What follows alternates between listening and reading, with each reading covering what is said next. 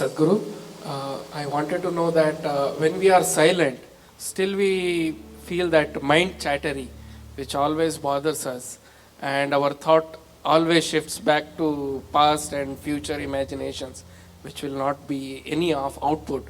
How to get rid of it? A whole lot of thought about this thoughtlessness.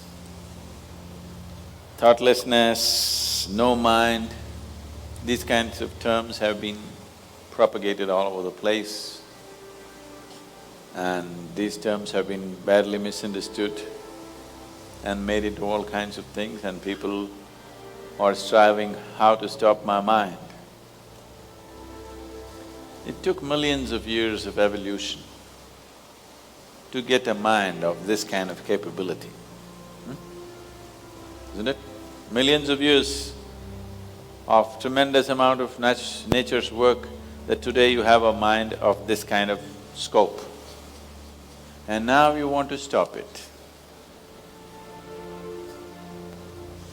Why is it that you want to stop it?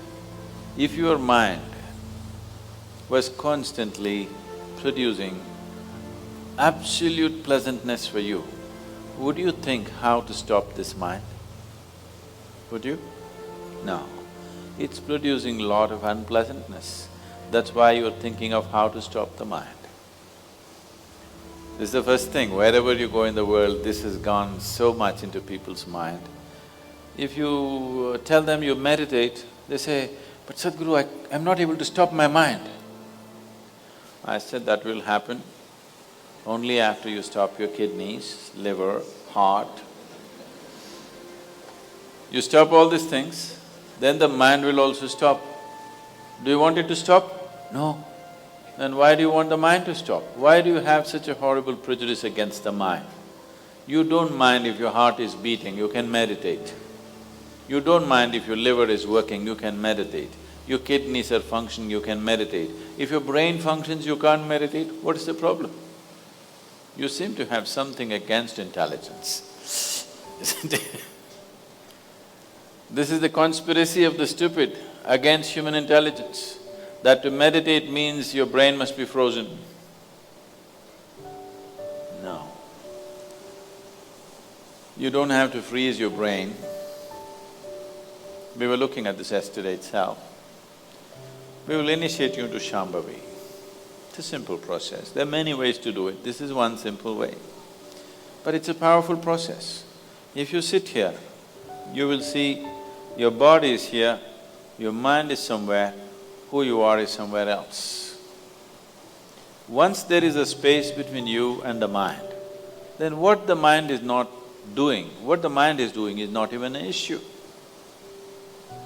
It is like you're stuck in the traffic jam. You're struggling through the traffic. That's one experience.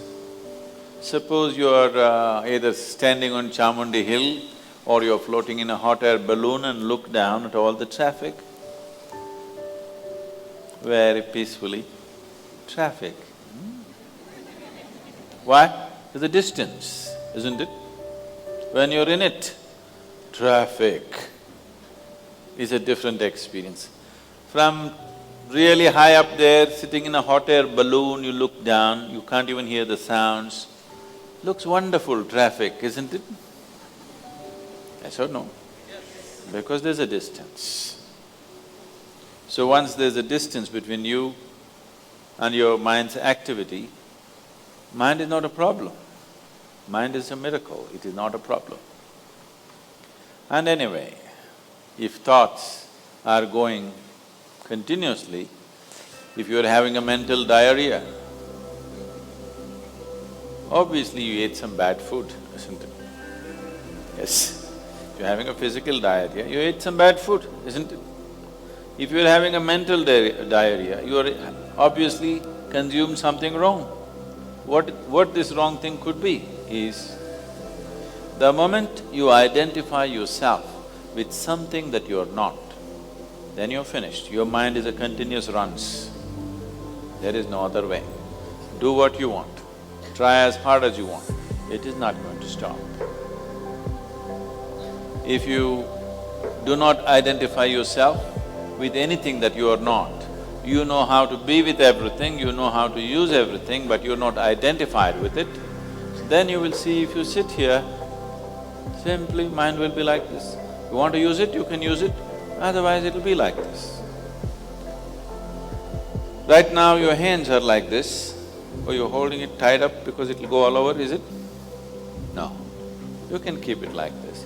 You can keep it like this, you can keep it like this. When you want to use it, you can use it.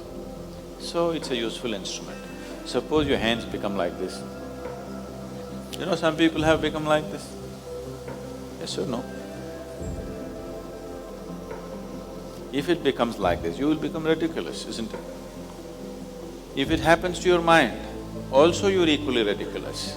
It is just that you are living in the comfort that nobody else can see it. But people can see it. They watch you closely enough, they can see it, isn't it? And whether they can see it or not, that's not the point. The point is, the most important faculty of your life is out of control. Doesn't matter whether they can see it or not, that's not the issue. The issue is, the most important faculty in your life is out of control, doing its own rubbish all the time, not doing what you want it to do. So, if you have to be freed from this ailment, you should stop eating bad food. Wrong food or bad food means you're identifying yourself with things that you're not. If you sit here, if you're not identified with this and with this, then you will see everything is just fine. Then your mind will do what you want it to do. Otherwise, it'll simply hang there, and that's how it should be. Mind should not be telling its own stories all the time. It should tell the story that you want it to tell, isn't it? Otherwise, it's quite a nuisance.